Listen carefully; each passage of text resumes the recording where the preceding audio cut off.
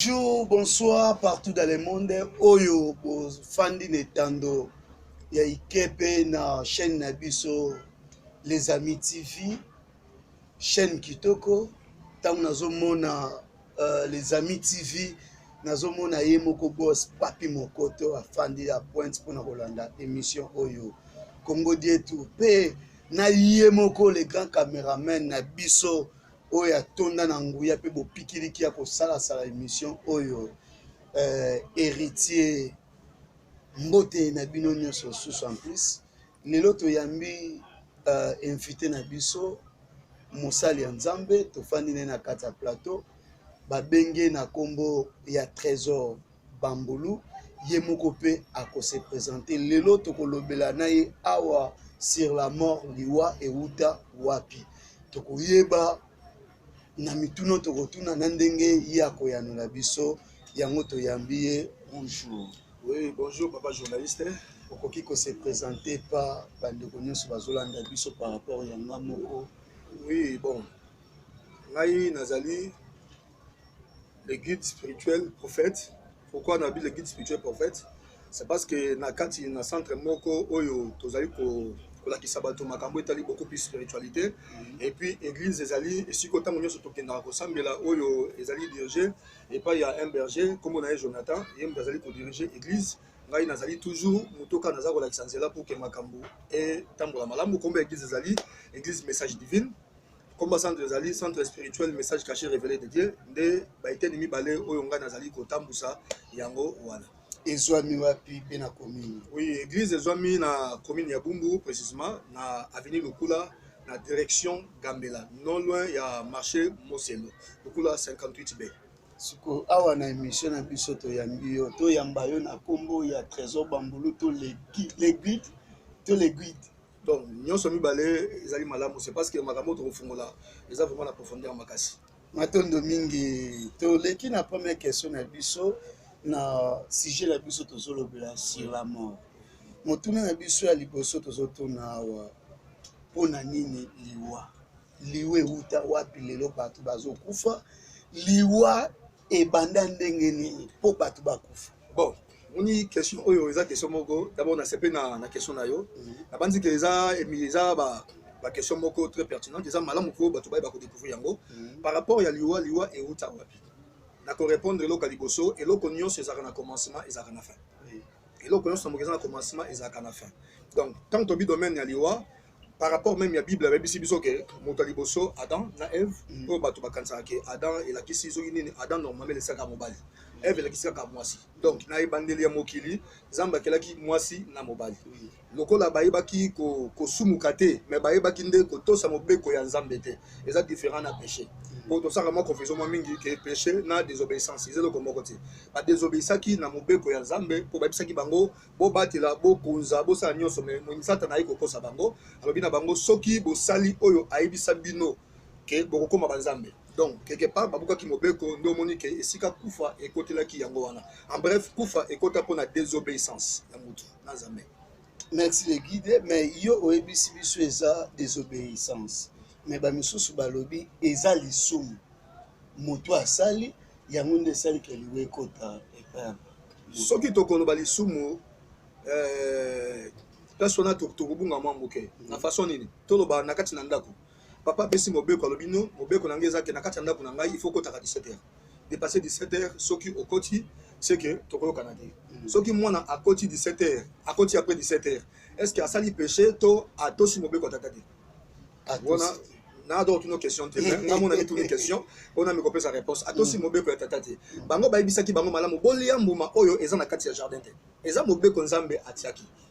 eza lisumu te eza mobeko nzambe atiaki mais lokola bango babuki mobeko ya nzambe po mutu moko aye kokosa bango na baka isika wana diable akosa bango mais akosa te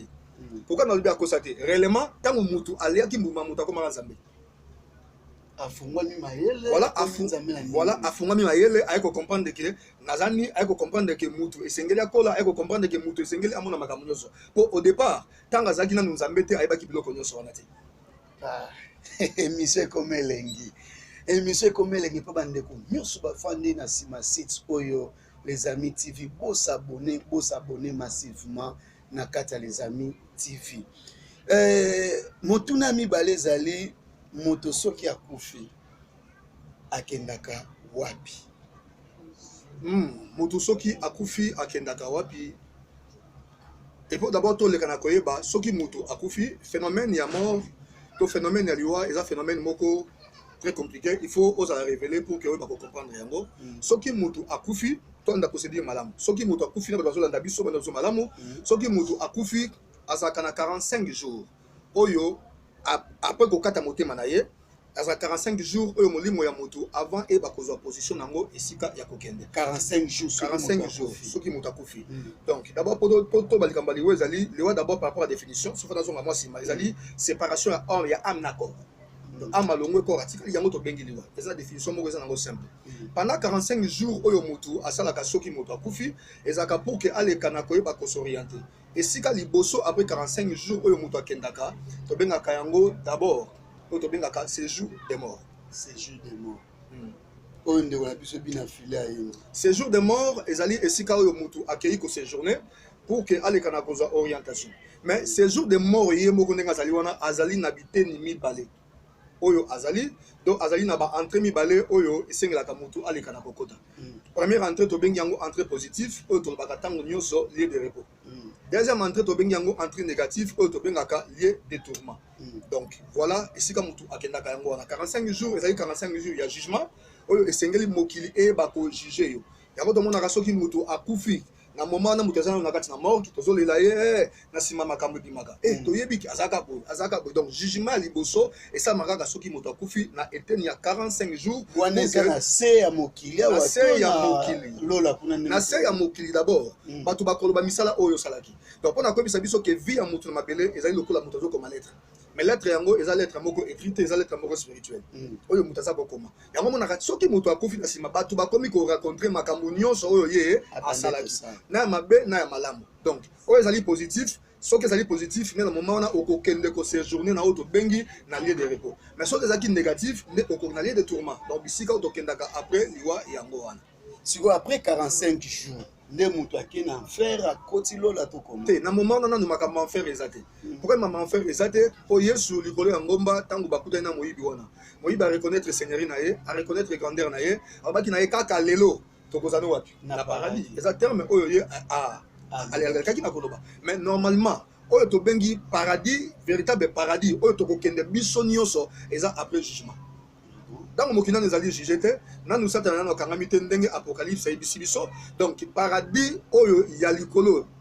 deuxième dimension ya paradis oyo tokokende ezali après jugement yango ke premier jugement ekopesa moto accès akende na oyo tobengi lieu de repos paradis oyo moyibi wana likolo ya croix akendaki normalement ake kobanda na kati na lieu de repos pour que ase reposer na kimia tozokende kaka malembe na émission na biso Congo Dietu na invité na biso toza na ye na esika awa Leguine tolingi toyeba phénomène nini oyo ezalaka epa bato ke motu soki akufi papa to mama toleki nsima ya mikolo tomonaki ye na point motu wana abimelaki motu moko kusongolo ezalaka nini po ndenge olobi awa motu soki akufi nzoto nde ekufaka molimo na ye nde ezalaka nanu na bomoi siko eloko nini esalaka ke bamona motu wana na nzela ya bato bon la place wana korépondre yo na de nzela na façon ke makambo mosusu esalamaka naturellement ndenge nzambe apropose leka na kosalama makambo mosusu esalamaka yo na bi 45 jours ya motu soki akufi bote na pendant 45 jours ata bokundi ye na kunda soki na 45 jours ekoki te motu wana akoki komimonisa mpe na bato soki esprit na ye eza fort akoki kozwa orientation mpe aza komimonisa mais après 45 jours motu amimonisaka lisusu te soki omoni après 45 jours bamoni elongi ya motu quelque part tokoki nayi koloba yango ke nzambe aza souverain akoki mpe kotinda messager moko epai na motu mpo ke ozala convaincu ke motu wana ayepa na ngai nayebi ye akoki mpe kolakisa ange wana elongi ya motu oyo oyebi to papa to mama aye kobenir yo donc mingi ezalaka na sens wana notamment te tobakaki no soki omoni bongo eza esprit de mort lelo nazobisa bato ezalaka esprit de mort te eza balangage prophétique eza balangage profondeur ya nzambe balangage divine oyo nzambe ayebaka ntango nyonso koutilize mpona biso bato bongo phénomène eza ke namonaki papa na biso ya kopesa na mbongo papa na biso asengaki biloko tokende nango na cimetière papa lobi tosala boye totikela mbongo na tombo eza mpona nini? Bon, eza makambo tozoyoka toyoki yango mpe mingi ndenge ezolobama ndenge ezosalama ke papa abimaki nazo préciser malamu avant après 45 jours soki mutu apparaître nelongi moko abimi il faut boleka na koexaminer yango malamu soki nzambe mutu ase révéler te pour abenir biso diable mpe aza na capacité ya kolata elongi ya mutu mpona kosala bamystike tokende eloko wana nanu babi biloko tokei kotina na tombo en réalité mutu soki akufi déjà alongi na corps physique biloko tozopesa wana akoki kolia yango te mais ezalaka na phénomène moko ezalaka derrière makambo wana lokola bino botie croyance lokola bino boza convaincu ke mal biloko botiki bakolia yango na butu bakotina tombo bakolia yango banyoki bikolia na bango. Mais papa mutasengaki batiele biloko na tombo mais nakotuna mutu na ti soki mutu akufi déjà longo na corps physique ekufi est-ce que corps spirituel eza na besoin ya kolia biloko biso tolambi na maboko na biso yango mpe tolobaka nzambe aliaka adoration aliaka biloko topesaki lokola bambongo te mais mbongo ya nzambe azwaka yango te mais lelo to biloko moko to comprendre eloko moko eza important bapaster bateninga rigueur te mais nazokenda mwa likambo ezali normal nzambe normalement azala besoin mbongo na biso te pourtant toyaka na église tobaka nzambe apambola biso moto apambolaka biso aza nzambe tobaka or et argent apparti na dieu soki eloko nini okopesa nzambe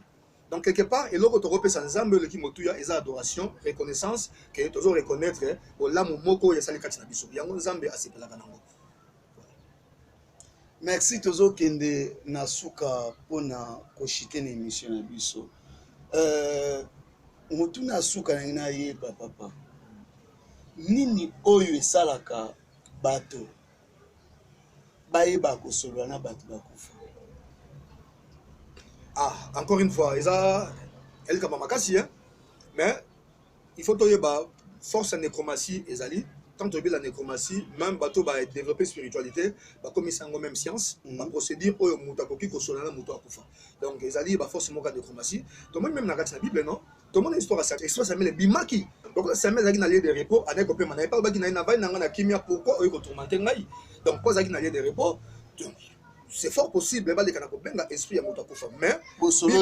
oui boko solana eza possible mais malgré na kati mboka na biso ba fantaisie ekomi mingi bato ebele bakena ba chérie okomona mutu batie mutu na sima rideau babombi mutu na sa cantine azoloba okoko azoloba mais réalité soba ni malamu eza kokote eza babombi mutu na zoloba mais ezali ba vraie pratique oyo ezali kosalama malgré bible eza ko interdire biso mais ezali kosalama pe esalamaka. Merci tokomi na suka ya émission na biso lelo nayebi ke totiki bino na sentiment pe tozolandela ngonga mpona ere na biso ya émission na biso toza nango yango wana mbala nsima tokokontinue yango bokoyoka lisusu nini na baquestion oyo bokopose biso mpo totuna leguine oyo toza na ye awa maloba na yo mpona kokabwana na émission ya lelo na numero ya telefone na adresse église bana na nzambe baye maloba koloba eza kaka ke nasengaka ntango nyonso bato oyo balingi bamona manifestation ya divinité baluka nzambe na profondeur lelo nazodéplore eloko ngo na kati ya mboka na biso bafantaisie ekomi mingi bamiracle fabriqué bamiracle fondé ekomi mingi yango tozolobaki eza faiblesse tolakisa bana nzambe makambo ya solo ke tokende na bafantaisie yo nakoyeba yango wana mpe nakoyebisa bana nzambe nyonso balanda mopepe te balekani na koyeba esika oyo maloba ya solo ezali kopesama mpona kosauve ame na bango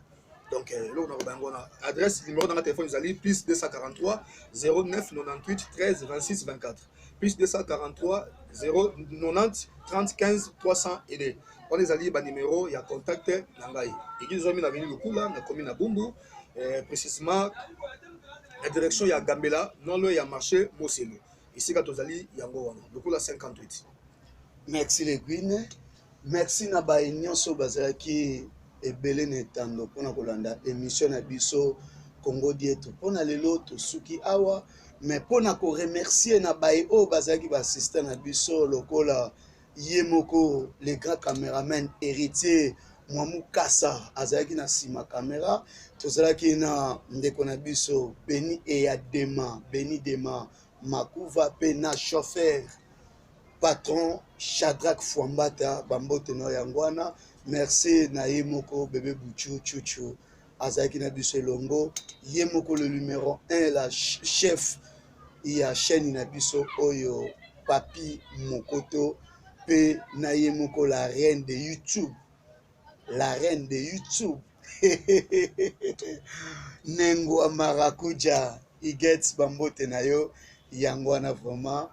balobi mpona bacritique na bino bobenga biso na plus 243